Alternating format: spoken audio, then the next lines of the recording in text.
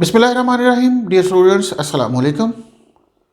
आज हम first year class के फिजिक्स में चैप्टर नंबर 6 स्टार्ट करेंगे, which is the fluid dynamics. अब फ्लूइड डायनामिक्स क्या है, पहले हम देखें। अगर फ्लूइड को, तो फ्लूइड ऐसी सब्सटेंस को हम कहेंगे जो फ्लो कर सकता है, जिसके मॉलिक्यूल्स एक जगह से दूसरी जगह मूव कर सकते हैं, तो वो फ्लूइड कहलाते हैं। तो इसका मतलब ये हुआ कि गैसेस और लिक्विड्स दोनों ही फ्लूइड की कैटेगरी में शामिल होते हैं। अब डायनामिक्स का लफ्ज़ जब यूज़ करते हैं तो इसका मतलब फ्लूइड इन मोशन की हम स्टडी करेंगे। वैसे अगर हम देखें तो फ्लूइड इन मोशन को पढ़ना काफ़ी मुश्किल काम होगा, क्योंकि बहुत सारे पैरामीटर्स देखने पड़ेंगे। लेकिन सिंप्लीफाई करने के लिए हम कुछ एजम्पशंस ले लेते हैं। उन एजम्पशन की बेस पे हम पढ़ेंगे तो ये हमारे पास काफ़ी आसान सा सब्जेक्ट बन जाएगा। अब इनके अलावा हम दो कंजर्वेशन लॉज को भी यहाँ पे मद्देनज़र रखेंगे, जिससे फ्लूइड डायनामिक्स की स्टडी में ज़रूरत पेश आएगी।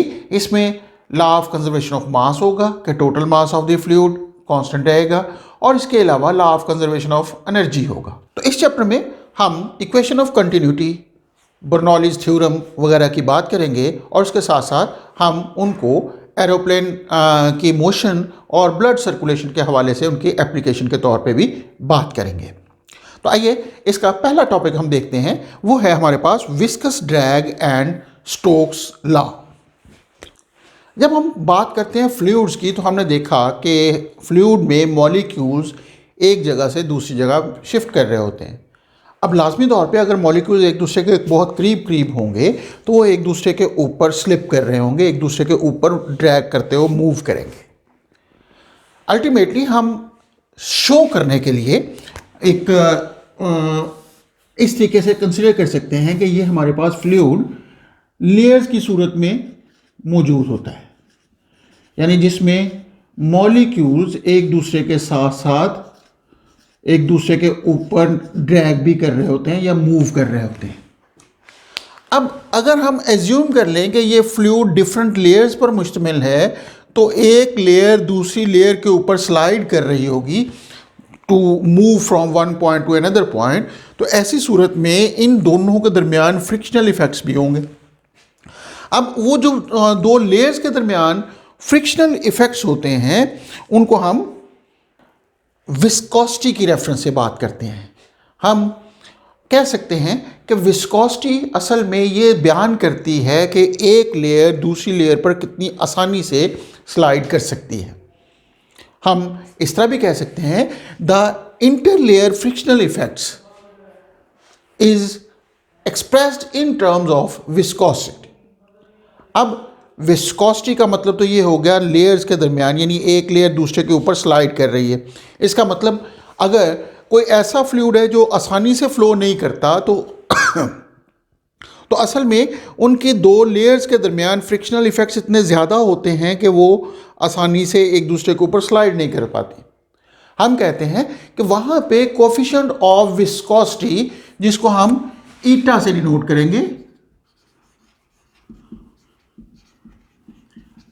ऑफ विस्कोसिटी, जिसको हम ईटा से, ग्रीक लेटर ईटा से डिनोट करते हैं, तो ईटा की वैल्यू ज्यादा है।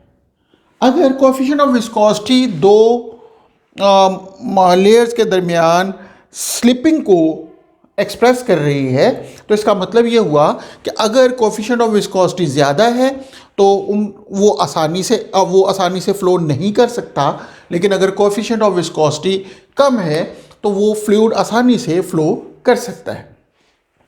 अब कोई भी हमारे पास फ्लूइड होता है, वो हम कह सकते हैं कि that is always non viscous. हाँ, जितना मर्जी भी थिन फ्लूइड हो, लाजमी तौर पे वहाँ पे विस्कोसिटी ज़रूर होती है। अब अगर कोई ऑब्जेक्ट उस फ्लूइड के अंदर मूव करे, तो उस पर एक रिटार्डिंग फोर्स, यानी उसको रोकने वाली फोर्स, जिसको हम आम अगर एग्जांपल के तौर पे देखें तो एयर फ्रिक्शन होती है, वो रिटार्डिंग फोर्स के तौर पे ज़रूर काम करेगी। अब वो रिटार्डिंग फोर्स करती क्या है कि किसी भी ऑब्जेक्ट को उस फ्लूइड के अंदर मूव होने से रोकने की कोशिश करती है। इस सूरत में हम उसको ड्रैग फोर्स का नाम देंगे जो रिक्वायर्ड होगी force to move that object in the fluid. यानी एक फ्लूइड के अंदर किसी चीज़ को मूव करवाने के लिए हमें कितनी ज़्यादा फोर्स की ज़रूरत पेश आती है, उसको हम ड्रैग फोर्स का नाम देते हैं। या हम ये भी कह सकते हैं कि उन फ्रिक्शनल इफेक्ट्स को ओवरकम करने के लिए, एक ऑब्जेक्ट को मूव करवाने के लिए हमें जितनी फोर्स की ज़रूरत पेश आएगी, that is called the drag force. अब ड्रैग फोर्स अगर कोई थिक किस्म का फ्लूइड है तो उस सूरत में वहाँ पे ड्रैग फोर्स भी ज़्यादा होगी। यानी अगर कोएफिशिएंट ऑफ विस्कोसिटी ज़्यादा है तो उस सूरत में उसके अंदर किसी भी ऑब्जेक्ट का मूव करना भी मुश्किल होगा, क्योंकि उस सूरत में ऑपोजिशन काफ़ी ज़्यादा एक्ट करेगी। लेकिन अगर कोएफिशिएंट ऑफ विस्कोसिटी कम है तो उस सूरत में उसके अंदर मूव करना आसान होगा। जैसे आप एग्जांपल ले लें कि आप एक बॉल को एयर में थ्रो करते हैं ख़ास स्पीड के साथ, जिसकी इनिशियल स्पीड है तो वो काफ़ी दूर तक जा सकती है। लेकिन उसी स्पीड के साथ, इनिशियल स्पीड के साथ, अगर हम वाटर के अंदर उस ऑब्जेक्ट को बॉल को थ्रो करें तो उस सूरत में वो ज़्यादा दूर तक नहीं जाता। वजह कि उसकी क्या होती है कि उसके अंदर जो विस्कोसिटी है ज़्यादा होने की वजह से विस्कस ड्रैग फोर्स ज़्यादा है, या अपोजिंग फोर्स या रिटार्डिंग फोर्स ज़्यादा है, जिसकी वजह से वो उसको जल्दी रोक देता है। तो इट मीन्स कि हमारे पास जो ड्रैग फोर्स होती है वो डिटरमिन की जा सकती है with the help of eta. इसके अलावा ये जो ड्रैग फोर्स होती है ये डिपेंड करती है स्पीड के ऊपर भी। अब स्पीड के ऊपर से क्या मुराद है, आपने देखा होगा कि अगर गाड़ी जा रही है तो हालांकि वो हवा के अंदर है, लेकिन उसके बावजूद इंजन को काफ़ी ज़्यादा वर्क करना पड़ता है to overcome that air friction. अब अगर आप गाड़ी को चलते हुए आप हाथ को बाहर निकालते हैं खिड़की में से, तो उस सूरत में आपके हाथ पर एक फोर्स एक्ट कर रही होगी जो आपके हाथ को पीछे की तरफ धकेल रही होगी। बेसिकली वो उसको आगे जाने से रोक रही होती है। अब स्पीड जैसे जैसे बढ़ती जाएगी आप फील करोगे कि वो ड्रैग फोर्स भी बढ़ती जा रही है। तो इसका मतलब ये हुआ कि drag force also depends upon velocity. इसके अलावा ये शेप पर भी बहुत डिपेंड करती है। आपने देखा होगा कि फ्रिस्बी खेलते हुए, जो थाली हम खेलते हैं, उसको अगर हम खेलते हुए लेट्स से थोड़ी एक्ट करेगी, यानी वो दूर तक जा सकेगी। फ़र्ज़ करेंगे हम इसको इस डायरेक्शन में थ्रो करते हैं तो ये इस तरीके से रोटेट करती हुई आगे जाएगी, तो उस सूरत में जो फेसिंग हमारे पास सरफेस है वो ये है अगर, तो उस सूरत में ये काफ़ी दूर तक जा सकती है। लेकिन अगर यही थाली या फ्रिस्बी को हम इस तरीके से थ्रो करने की कोशिश करें तो उस सूरत में हो सकता है कि वो बहुत ज़्यादा दूर तक ना जा सके। अब उसके ज़्यादा दूर तक ना जाने की वजह इसका सरफेस एरिया, जो कन्फ्रंटिंग सरफेस एरिया, वो बढ़ जाता है, तो ड्रैग फोर्स भी बढ़ जाती है। तो इसका मतलब ये है कि ड्रैग फोर्स बहुत सारे फैक्टर्स पर डिपेंड करती है, जिसमें साइज़ भी एक बहुत अहम फैक्टर शामिल है, वेलोसिटी है, कोएफिशिएंट ऑफ विस्कोसिटी है। लेकिन हम अगर एक रेगुलर ऑब्जेक्ट की बात करें, लेट्स से एक स्फेरिकल बॉल है, तो उस सूरत में जो डिस्कस करते हैं हम ड्रैग फोर्स को, वो हम कहते हैं कि ये ईटा पर डिपेंड करता है, वेलोसिटी पर डिपेंड करता है, इसके अलावा रेडियस पर भी डिपेंड करेगा।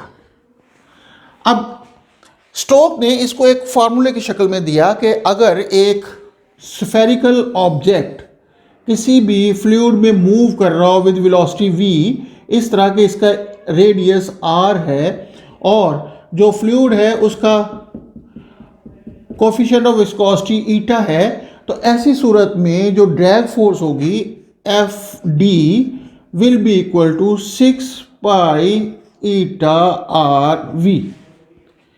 ये हमारे पास स्टोक्स लॉ है जो रिप्रेजेंट करता है ड्रैग फोर्स को, और ये बयान करता है कि वेलोसिटी के डायरेक्टली प्रोपोर्शनल है, रेडियस के प्रोपोर्शनल है और कोएफिशिएंट ऑफ विस्कोसिटी के ये प्रोपोर्शनल है। लेकिन ये सारी ड्रैग फोर्स v के प्रोपोर्शनल होती है, लेकिन एक सर्टेन स्पीड तक। अगर स्पीड बहुत ज़्यादा हो जाए तो ये इसके प्रोपोर्शनल नहीं रहती, बल्कि उस सूरत में ये v स्क्वायर के भी प्रोपोर्शनल हो सकती है, depending upon the speed, magnitude of speed. तो इसका मतलब ये हुआ कि हमारे पास विस्कस ड्रैग फोर्स के लिए अगर हम नॉर्मल स्पीड्स के हवाले से बात करें तो ड्रैग फोर्स का फार्मूला स्टोक्स लॉ से हम लिख सकते हैं। इसके साथ जो दूसरा इसका हिस्सा है वो है टर्म 6.2 आर्टिकल टर्मिनल वेलोसिटी।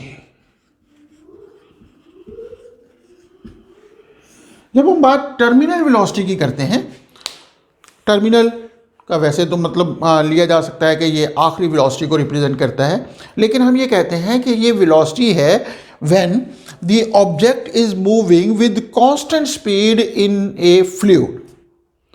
अब कांस्टेंट स्पीड के साथ फ्लूइड में मूव कैसे करेगा, इसको समझने के लिए हम एग्जांपल ले लेते हैं कि लेट्स से कि we have a spherical droplet, fog droplet आप समझ लें।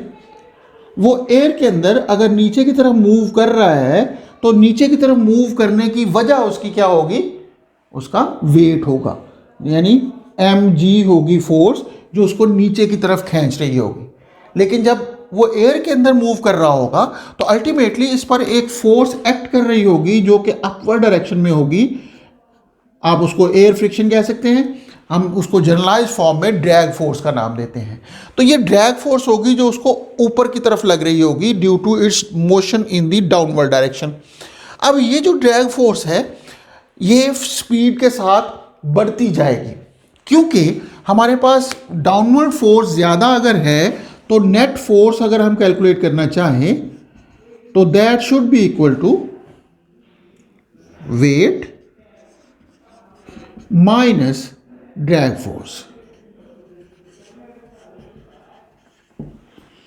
अब वेट माइनस ड्रैग फोर्स हम करेंगे।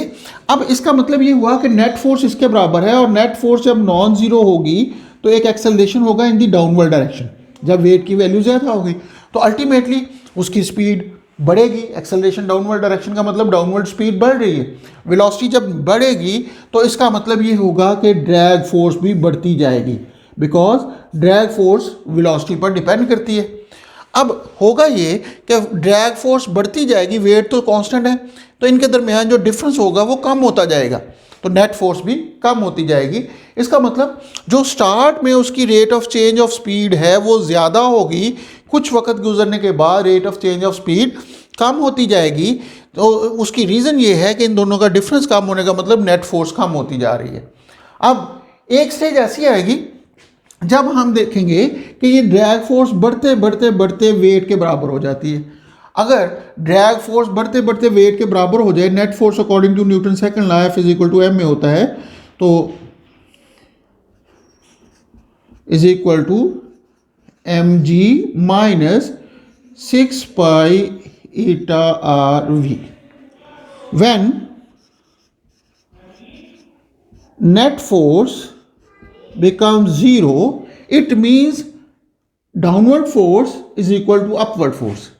इसका मतलब ये हो गया कि ये 6 पाई ईटा आर वी, इस वक्त स्पीड को हम टर्मिनल स्पीड का नाम देंगे, इज इक्वल टू एम जी।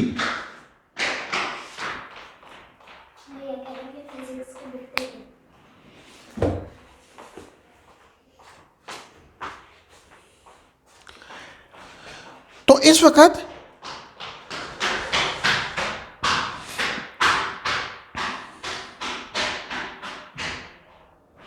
जब नेट फोर्स ज़ीरो हो जाएगी तो उस वक्त एक्सेलरेशन ज़ीरो हो जाएगा। अगर एक्सेलरेशन ज़ीरो होने का मतलब ये स्पीड कांस्टेंट स्पीड हो जाएगी, मींस कि वो यूनिफॉर्म स्पीड के साथ ड्रॉपलेट नीचे आना शुरू हो जाएगा, और उस वक्त यूनिफॉर्म स्पीड को हम टर्मिनल वेलोसिटी का नाम देंगे। तो टर्मिनल वेलोसिटी की सूरत में ये दोनों आपस में इक्वल हो जाएंगे। इसका मतलब ये हुआ कि terminal velocity V T is equal to M G over 6 pi eta R. अगर हमने वी टी कैलकुलेट करना है तो 6 पाई ईटा आर को एम जी के नीचे ले जाएंगे, तो ये हमारे पास टर्मिनल वेलोसिटी आ जाएगी। अब टर्मिनल वेलोसिटी में देखा जाए तो मास ऑफ द ड्रॉपलेट का हमें पता होना चाहिए। अब हम जानते हैं कि फोग ड्रॉपलेट अगर है तो उसका मास इतना कम होगा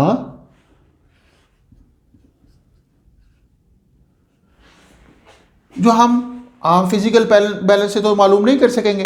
तो इसका मतलब ये होगा कि हमें कुछ और टेक्निक यूज़ करनी पड़ेगी। हम इसका साइज़ के हिसाब से बात कर लेते हैं। अगर इसका रेडियस r हो तो उस सूरत में वॉल्यूम किसके बराबर होगा? वॉल्यूम होगा 4/3 pi r cube, because we are considering that this is a spherical droplet. और अगर density of water for droplet है तो डेंसिटी अगर रो के बराबर है तो उस सूरत में mass can be written as volume into density. तो इसका मतलब वॉल्यूम इनटू डेंसिटी करेंगे तो ये आ जाएगा 4/3 पाई रो आर क्यूब। तो मास की वैल्यू यहां पुट कर देते हैं, तो terminal velocity will be equal to 4/3 pi rho R cube, और उसके साथ जी वैसे का वैसे आ गया, ये हमने एम की वैल्यू पुट की, divided by 6 pi eta R. अब देखा जाए तो पाई से यहाँ न्यूमिनेटर और डिनोमिनेटर में है कैंसिल हो जाएगा, एक आर कैंसिल होगा, स्क्वायर रह जाएगा ऊपर। 4/3 डिवाइडेड बाई 1/6 करेंगे तो ये 2/9 आ जाएगा। तो ये एक्सप्रेशन हमारे पास आ जाएगा 2/9 इन दोनों को हल करने से। यहाँ पे रो कांस्टेंट है, जी को भी पहले लिख लेते हैं, ईटा को नीचे लिख देते हैं, और यहाँ पे आर स्क्वायर बच जाएगा टर्मिनल वेलोसिटी। अब इस टर्मिनल वेलोसिटी के एक्सप्रेशन में हमारे पास सिर्फ आर एक पैरामीटर है जिसको हमें मालूम करना होगा। अब अगर हम आर को मालूम कर लेते हैं तो टर्मिनल वेलोसिटी कैलकुलेट की जा सकती है 2/9 रो जी ओवर ईटा आर स्क्वायर। इसका मतलब ये है कि टर्मिनल वेलोसिटी ईटा पर डिपेंड कर रही है। ईटा अगर ज़्यादा है, यानी कोएफिशिएंट ऑफ विस्कोसिटी ज़्यादा है, अगर थिक हमारे पास है फ्लूइड जिसमें बॉडी स्फेरिकल ऑब्जेक्ट मूव कर रहा है, तो ऐसी सूरत में टर्मिनल वेलोसिटी कम हो जाएगी, यानी वो जल्दी अपनी टर्मिनल वेलोसिटी को अटेन कर लेगा। इसी तरह अगर R की वैल्यू ज़्यादा होगी तो उस सूरत में VT ज़्यादा होगा। VT is directly proportional to R square है। तो ये हमारे पास terminal velocity of the fluid के बराबर होगी। तो इसका मतलब ये हुआ कि अगर हम टर्मिनल वेलोसिटी को बयान करते हैं तो ये आखिरी वेलोसिटी नहीं है, बल्कि हम ये कह सकते हैं कि it is the constant velocity when the drag force upward force become equal to weight downward force. यानी जब वेट की डाउनवर्ड फोर्स और ड्रैग फोर्स अपवर्ड जो लग रही है वो दोनों आपस में बराबर हो जाती हैं, तो उस वक्त एक कांस्टेंट वेलोसिटी वो ऑब्जेक्ट अटेन कर लेता है, वो हमारे पास टर्मिनल वेलोसिटी कहलाती है। होप आप लोगों को ये कॉन्सेप्ट समझ आ गया होगा। इसके बारे में अगर कोई कन्फ्यूजन हो तो आप कमेंट बॉक्स में जाके पूछ सकते हैं, मैं कोशिश करूँगा इसको जल्दी आंसर करूँ। अगले वीडियो तक के लिए अल्लाह हाफिज़।